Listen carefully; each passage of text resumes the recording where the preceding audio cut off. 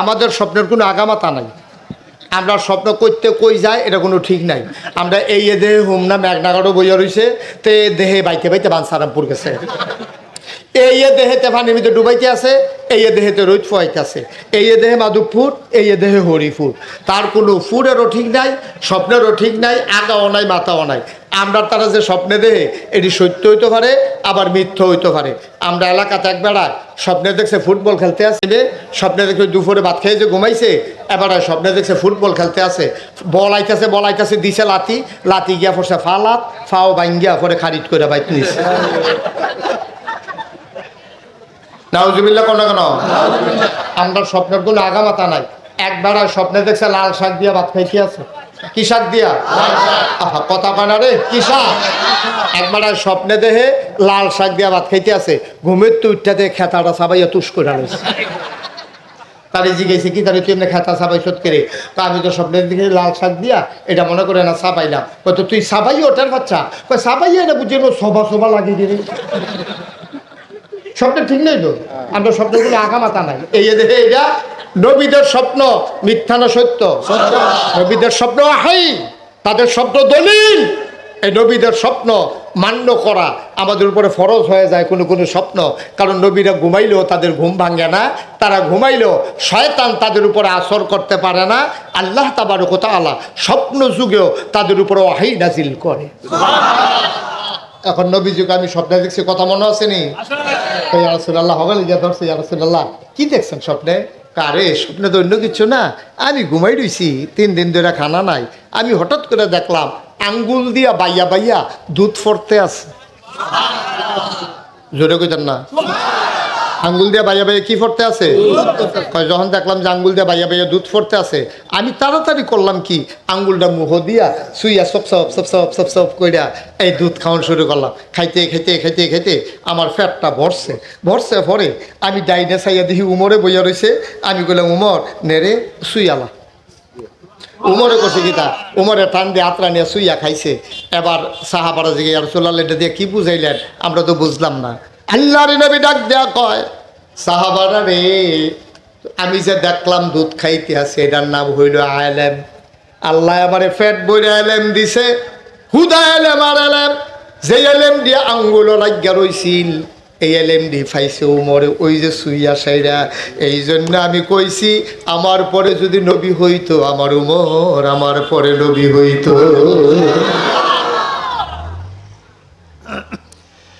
এই নবীজি আল্লাহর নবী, তিনি চলে গেলেন আরাফার ময়দানে। ছোট্ট একটা পাহাড় আছে, যারা হজে গেছেন তারা দেখছেন সবাই পাহাড়ের কাছে যাইতে পারে না, প্রচন্ড ভিড় হয় আরাফার ময়দানে। লক্ষ লক্ষ মানুষ হয়ে যায়, সবাই পাহাড়ের কাছে যাইতে পারে না।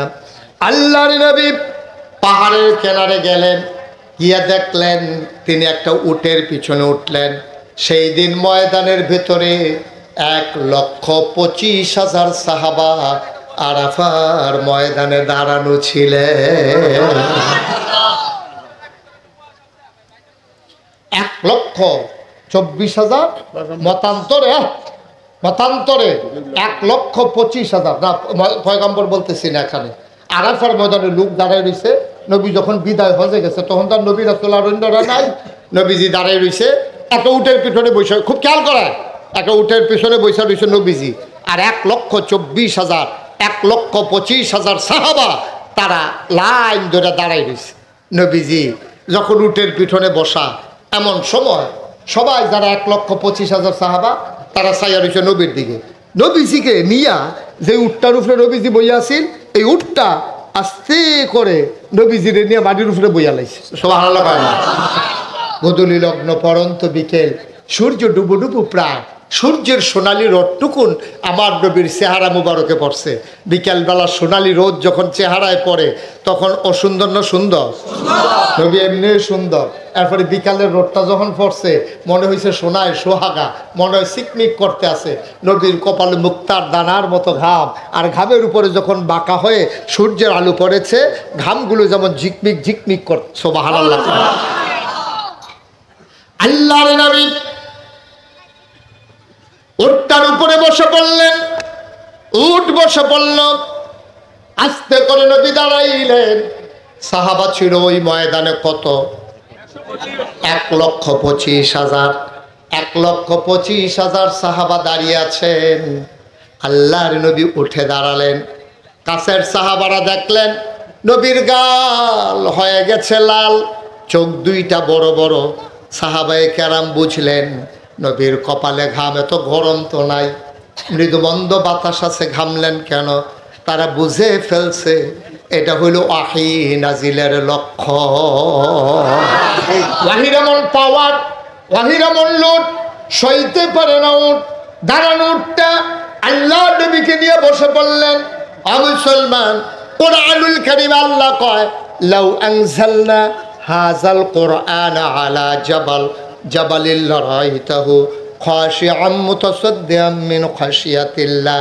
ওয়াহির এমন পাওয়ার, ওয়াহির এমন ওজন, ওই পাহাড় পর্যন্ত ভয়ে কম্পমান। আল্লাহ নবীর উপরে যখন ওয়াহী নাজিল হচ্ছে, ওই ওজনটা সইতে পারে নাই, দাঁড়ানোর আস্তে করে বসে পড়ল। আল্লাহ নবী উঠে দাঁড়ালেন, মুচকে হাসলেন। 1,25,000 সাহাবা, কোনো মাইক ছিল না, সাউন্ড বক্স ছিল না, সাউন্ড সিস্টেম ছিল না। নবী একটা ডাক দিলেন। পেছনের সাহাবা কয় সামনের মানুষটা যেমনে শুনছে আমি পেছনের মানুষটা এমনিই শুনছি। স্পেশাল কোয়ালিটি, নবীদের অনন্য বৈশিষ্ট্য। কোনো মাইক লাগে নাই, আমি এখান থেকে কইলে আপনার রাস্তাতে শুনেন না। আর নবীজি 1,25,000 সাহাবার একটা ডাক দিছে, শোনো, ওই সামনের জন যেমনি শুনছে পিছনের মানুষটা এমনি শুনছে। সবাই বলে ইয়া রাসূলুল্লাহ বলেন। আল্লাহর নবী কয় এই মাত্র কোরআনুল কারীমের একটা আয়াত নাজিল হয়ে গেছে, তোমরা কি শুনবা? আল্লাহর নবীকে বললেন গুস্তাখি মাফ কর দিজিয়ে, বেয়াদবি মাফ করবেন, আপনি শোনাইতে চাইলে আমরা শুনতে চাই। নবী বললেন সবাই পড়ো, আমরাও চলেন সবাই পড়ি। আউযু বিল্লাহি মিনাশ শাইতানির রাজীম। বিসমিল্লাহির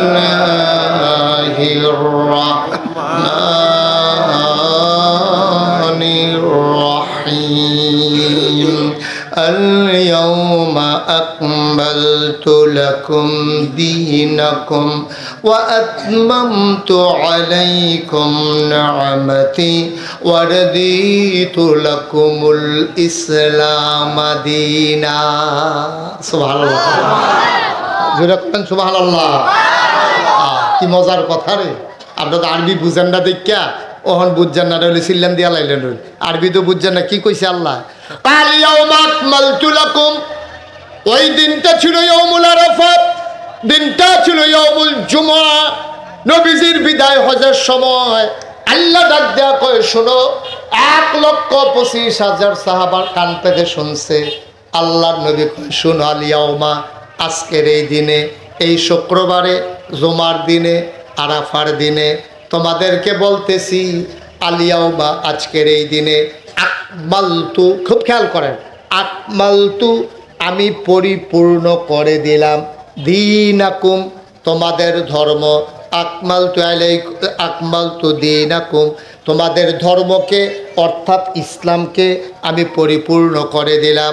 ওয়ারদিতু লাকুমুল ইসলাম দীনা, আল ইয়াউমা আকমালতু লাকুম দীনাকুম ওয়া আতমামতু আলাইকুম নিআমাতি, তোমাদের জন্য আমি নিয়ামত যথেষ্ট করে দিলাম, ভরপুর করে দিলাম। ওয়ারদিতু লাকুমুল ইসলাম দীনা, আর তোমাদের জন্য আল্লাহর পক্ষ থেকে মনোনীত একটা ধর্ম দিলাম, তার নাম হলো ইসলাম। যারা তরিকতপন্থী মানুষ, ওলামায়ে কেরাম, তারা দেখবেন মাগরিবের পরে, ফজরের পরে ওজিফা পড়ে, কি কয়?